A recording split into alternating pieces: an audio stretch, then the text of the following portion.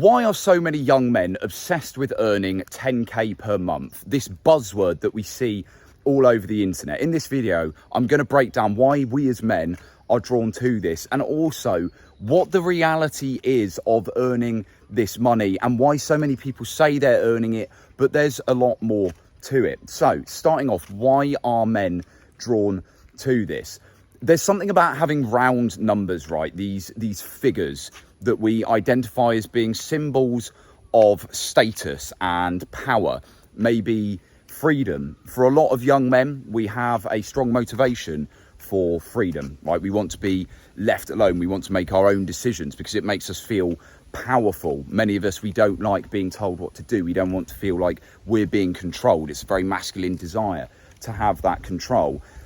And 10k per month is the figure that has been attributed to these kind of experiences, these values, these benefits that you have in your life, but not necessarily accurately. So for a little bit of background as well, I don't earn 10k per month. The most that I've earned in 1 month was about 4.5k in GBP. And yes, sometimes people talk about it being in dollars. If it's in dollars, this is about 8,000 and a bit thousand GBP. But I am surrounded by people in my network in Thailand, in Bali, some of them in the UK, though most of them are leaving, who are earning more than 10k per month. People who are earning way more. I have multiple connections in my network who are millionaires. And you'll hear the same thing from these people time and time over. It really isn't what it seems. People have this idea of it being the key to their happiness and they attach their self-worth to it, when really it's just an arbitrary figure. You know, where I am in Thailand at the moment, where I'm living, the apartment that I'm in, it's very basic. It's enough. It's a bed for me to stay in. It's got a kitchen. I go out in the day, but the rent that I'm paying for that is equivalent of about £170 per month, right? So if I was earning 1,000 per month, okay, that's still nearly 20% of my rent. All good. Thai people, they're very friendly. I love that. It's one of the best things out here. Strangers, they chat to you. But anyway, aside from that, it's about 20% of what I'm earning on 1,000 per month. Let's say that's what I was on. I am actually earning above that now. Granted, it can be inconsistent, but you could live out here on a minimum and you've got freedom, right? Right now, what's the time? It's 3 p.m. on a Monday and I've gone for a walk to record videos. I'm going to go to Muay Thai after this, okay? I don't have to be anywhere specifically. I've got some client calls tomorrow at specific times. That's it, right? But I've got that freedom at the moment from a base level, from a near enough average salary in the UK. Granted, I am aspiring for more, right? But you could be earning 10k per month. At the same time, you don't have that same freedom because you've got all these responsibilities that come with it. Maybe you're at that level because you've had to outsource. You're running a business model that has people working with you and alongside you.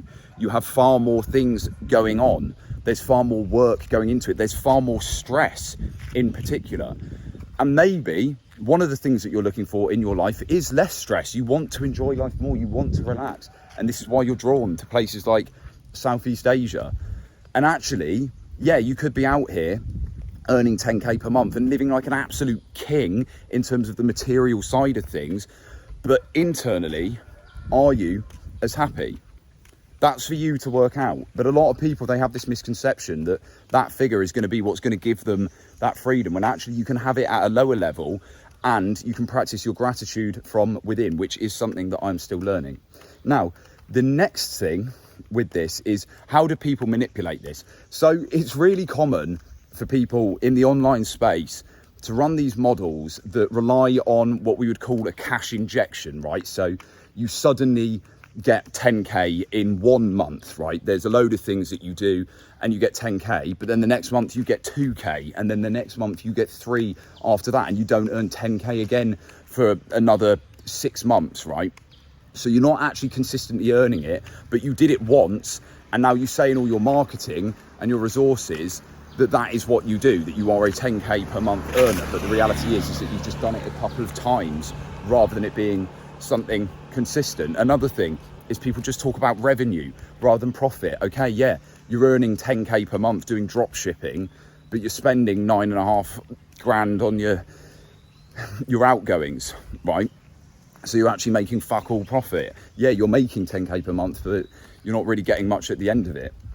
All of these things, it's so easy for people to manipulate. In my industry where I work coaching, again, like in the business coaches in particular, they'll have a client who gets 10k one month and then they never do it again. And they'll say, oh yeah, I helped this client to earn 10k per month. Which no, they did it once. They haven't actually built out a sustainable and fulfilling business model, and their life hasn't got any better. They're not feeling more rewarded as a result of it. So you've got to take all of these things into consideration when you're actually thinking about the number that you want to earn. I'm not saying that you shouldn't aspire to earn 10k per month. For me, there is an ambition to do it just so that I can say I've done it. It's just another goal and target to have in life. As men, we like to have things to work towards, these challenges to overcome and things to tick off the list. And yeah, hitting that 6-figure number is part of it. Having a 6-figure year is part of it. Maybe after that, there'll be the drive to go higher and higher. Maybe my ambitions will actually change completely. And I say, do you know what? Fuck this. I'm not so bothered by it. Many people, they're actually motivated more by their legacy rather than the monetary reward. Or maybe they're motivated by eating grass on the side of a road.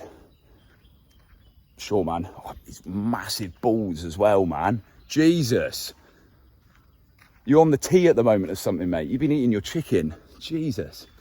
But anyway, your motivation is probably something much deeper than this arbitrary figure that all the Gen Z kids, me included, though I'm at the upper end and feel distinctly more removed from the lower end of the COVID generation.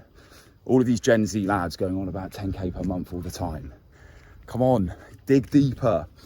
Go deeper than that. Find something that's actually more fulfilling. Some broader motivation, something that brings you more purpose. And look, if 10k per month is that thing, that monetary acquisition, sure, fine, go for it. Right? There is nothing wrong with that either.